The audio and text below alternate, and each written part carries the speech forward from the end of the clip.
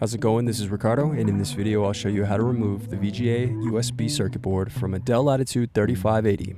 If you're looking for parts for this laptop, go to our website and use this coupon for a 5% off discount.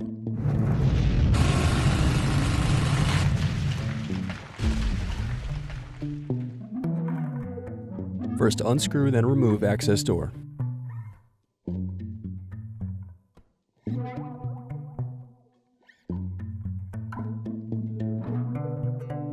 Now unscrew and disconnect battery.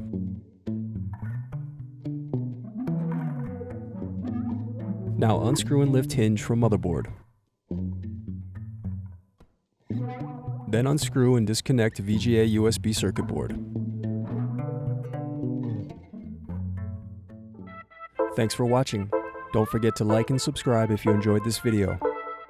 And if you need more, check out this playlist to watch other tutorials for your laptop. You can also click here to find parts for your laptop at partspeople.com.